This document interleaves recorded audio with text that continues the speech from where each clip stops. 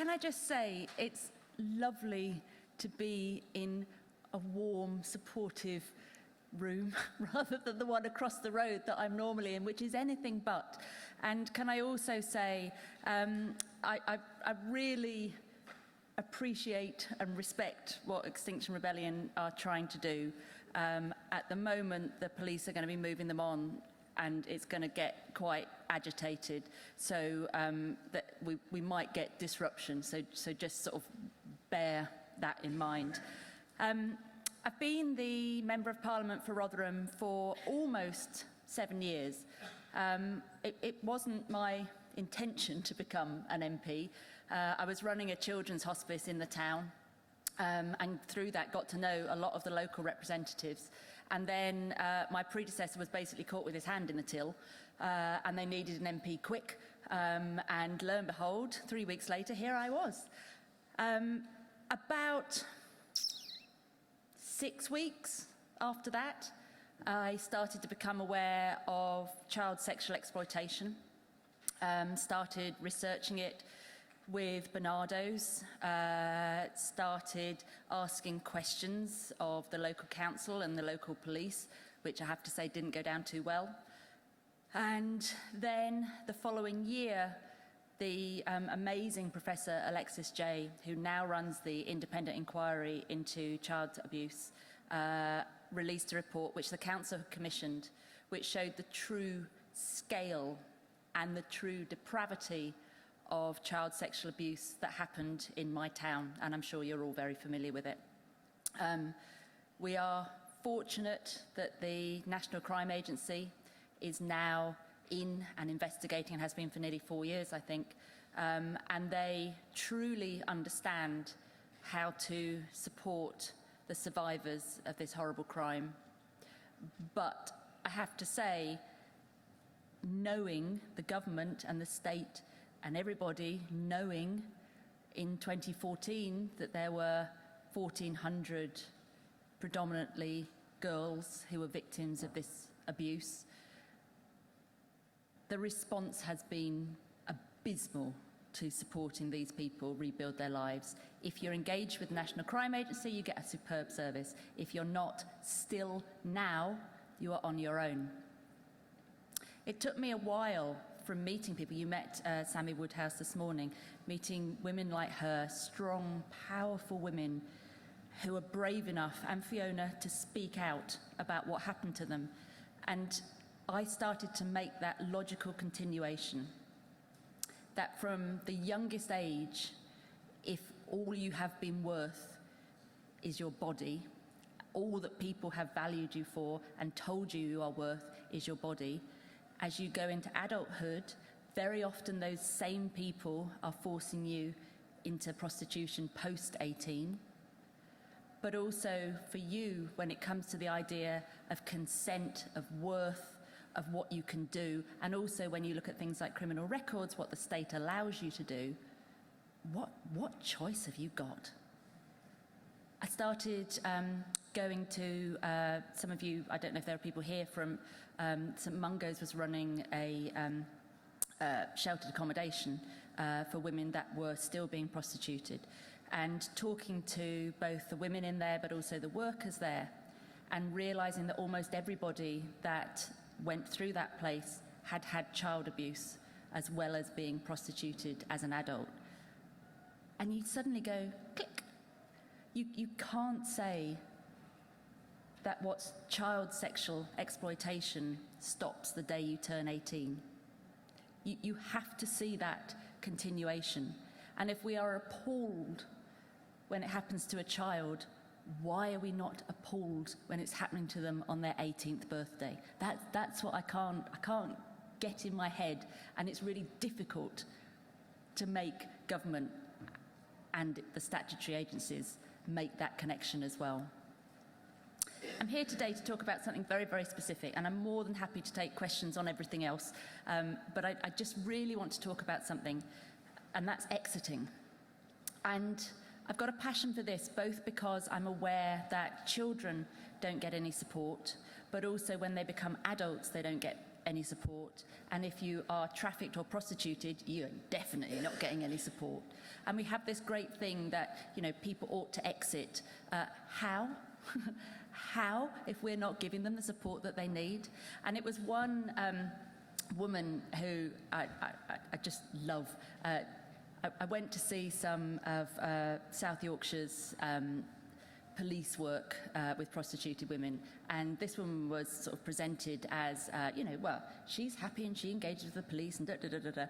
And we had the most delicious mental battle for about 3 hours, and we both completely disagreed on our points. And then a couple of weeks later, she called me up and she went, "You absolute bitch." And I'm like, "What?" And she said, "I've realised what you were saying is true. And I've been putting up this defence of, no, it's my choice. I'm an escort. I'm choosing to be an escort, and I'm engaging with the police, and the police are really supportive."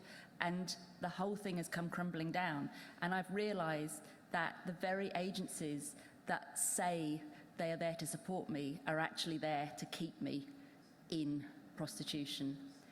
And what are you going to do about it? And I'm like, oh. So this is, oh, she's great.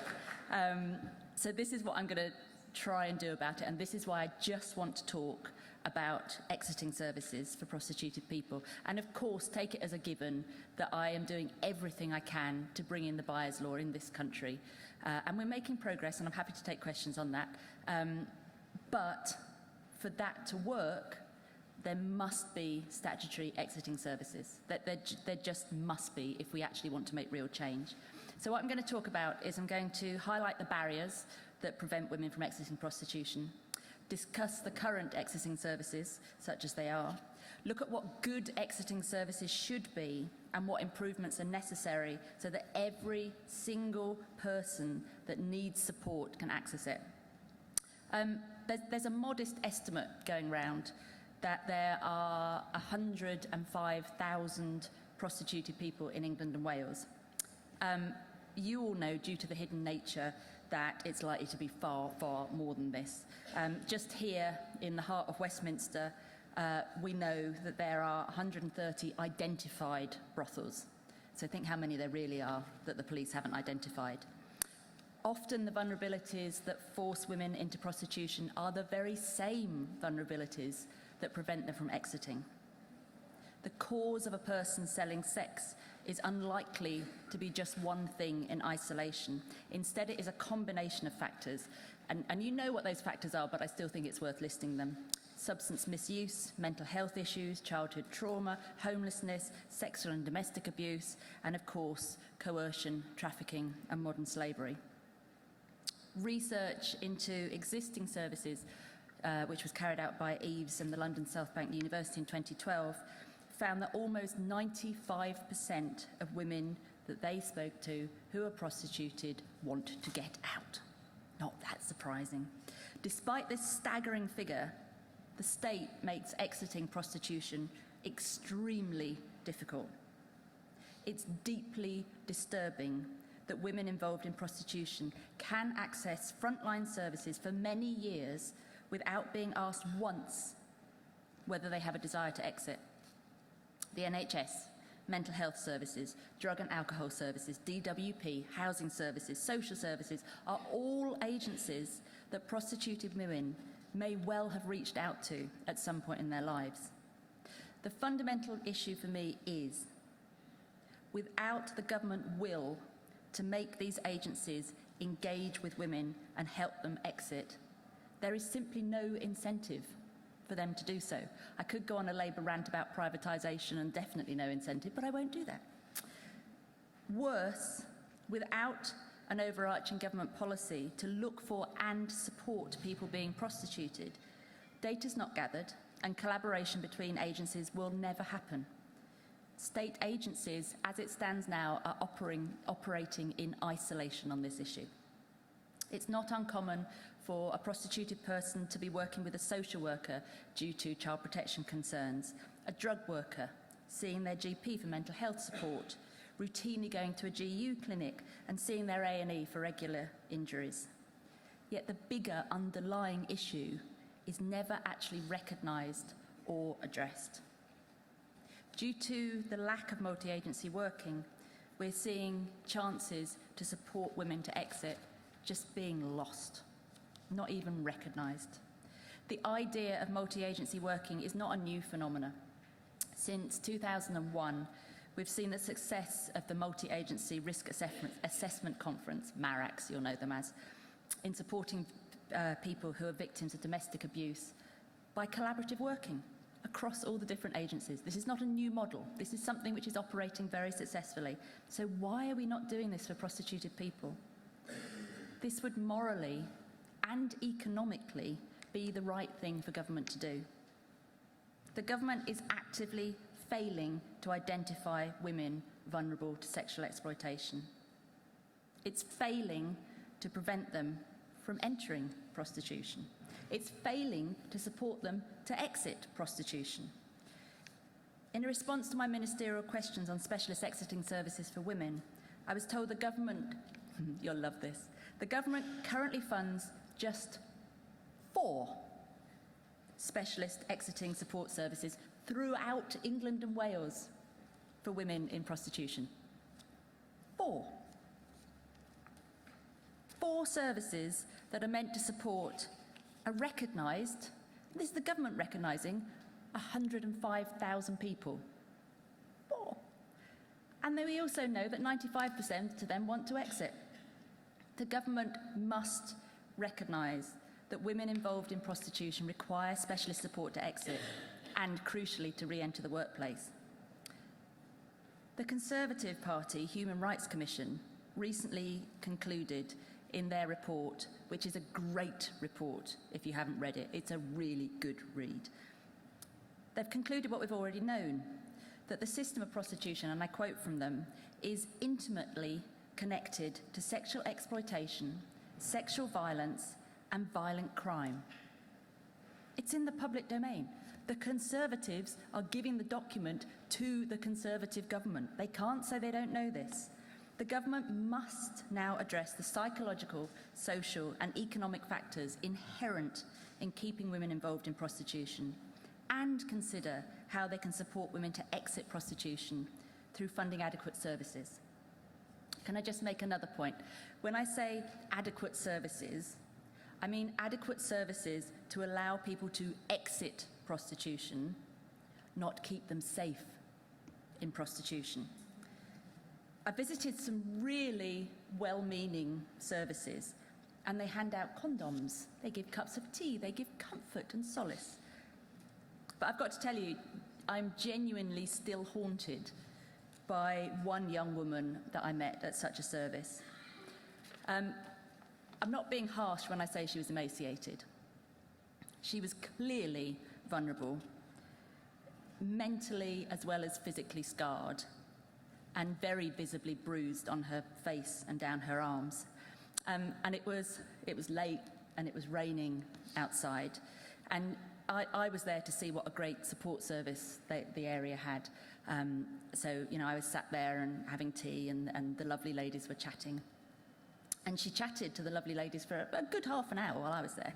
And then she said, "Right, I better go out and start working now." And all the lovely workers said, "Okay, keep safe." And she looked at them and she said, she was still sitting down, and she said, "Right, I better go now then." And they all looked up and they went, "Right, bye." And I just thought, and I probably think about it so much because I'm annoyed at myself, but I'm annoyed that I or any of the lovely workers didn't say, "You know what, love, it's raining outside, why don't you stay here just for tonight, and why don't we chat about what you want in your future and how we can help you get there." I mean, I'm going goosebumpy. What a difference that might have made, just that one intervention of the people that are paid to help that woman. So, what do good services to exit prostitution actually look like? Good services must ensure that the support they offer doesn't just help maintain women in prostitution, but actively seeks to help them rebuild their lives through exiting. Exiting services must be available to support people of all forms of sexual exploitation. So you see agencies that just work with street prostitution, pop-up brothels, escorts, traffic women. No, we need services that every woman, regardless of what her situation is, can engage with, and engage with immediately. Of course, when we're thinking about traffic women, they're going to have very different immediate issues. So, for example, the immediate threat that they'll be under from their traffickers, and perhaps support with their immigration status.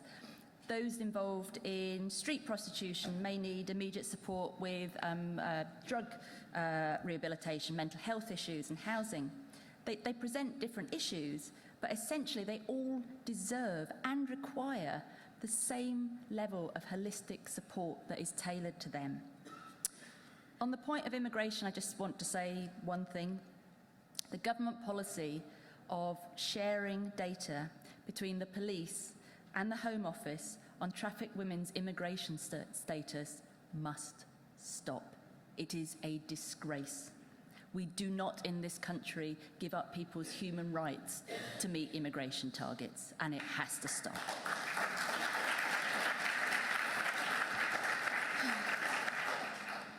So what is a good exiting service? The stages of exiting identified by the same study by Eves and the London South Bank University, which is titled How Women Want to Exit Prostitution, is a really good starting point. So I'm just going to lift what they've said because I can't better it. The first stage looks at readiness and engagement. It's important to recognise that the initial engagement between support services and a woman, they're going to be difficult. Just accept that off the bat. We can't expect prostituted women to take the initiative and reach out for help. The exiting services must be prepared to go out to those women instead of expecting that they're just going to turn up.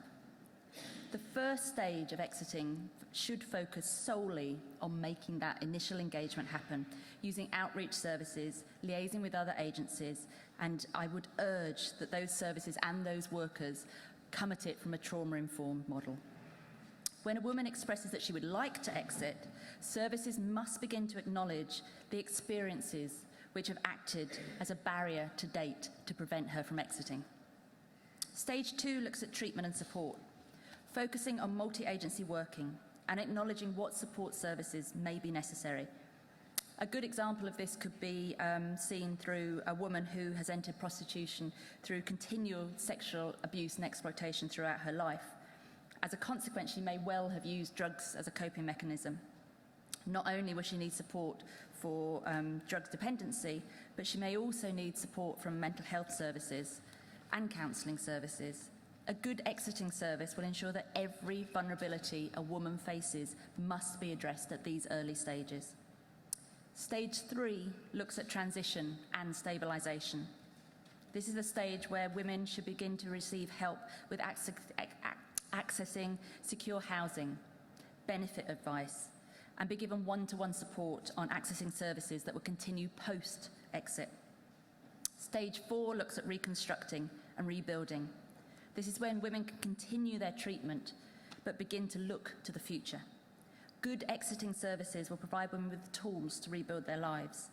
For many women at this stage, it's coming to terms with the trauma they have faced while looking at self-development in the future. Stage 5 looks at new roles and identities. Women may feel that they're able to enter work, enter education, take part in workshops, make new friends, and continue building their confidence. But as we've heard from Fiona, sadly the reality of women with criminal records because of prostitution, when they're trying to enter the workplace, this is a massive barrier. As it stands, there's no government strategy on removing criminal records relating to prostitution, but I'm working on it. A percentage of women involved in prostitution, or even those at risk of entering prostitution, are actually likely to be benefit claimants. Via the, this is boring geek stuff, but it's important. Via the work capability assessments, the Department of Work and Pensions, the DWP, does not attempt to recognise the multiple psychological, social and economic factors that leads to a person being unemployed. So they don't look at that, they just look at you are an unemployed person, not why. Work capability assessments address a person's ability or disability to work without seeking to understand the wider vulnerabilities that they have in their lives. For example, a person with a history of being sexually exploited. The DWP must change its approach to recognise that women involved in prostitution require specialist support to exit prostitution and re-enter the workplace. Again, my friend, who has a polite pet name for me, said to me, I don't even go to the job centre, Sarah, because what am I going to face? If I go there and they say, well, why haven't you worked for 10 years? What am I going to say, and what are they going to do to me if I tell them what I've been doing?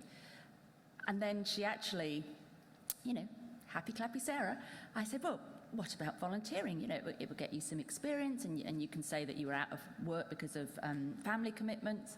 And so she went to Age Concern, and I am naming and shaming, and I mean, she's an incredibly impressive woman. She went to Age Concern, said that she wanted to volunteer, and they've got like a friend scheme, so you go and you sort of chat to people that are isolated, and she'd be brilliant at it. And they said, oh, well, you know, what have you been doing before? What skills have you got? And she said, oh, as an escort, I'm really used to chatting to people. and at that point, the local director just sort of shut down and said, right, okay, I need to refer it up to head office. And head office came back and said that she was a threat to the vulnerable old people, so they would not allow her to do it. So she can't even volunteer. I mean, so DWP needs to recognise and address this. Job Centre Plus should dramatically improve its ability to identify these risk factors, refer to preventative services, and refer to exiting services. The government should consider how it can best work with and commission specialist organisations focusing on supporting women to exit prostitution and retrain for the workplace.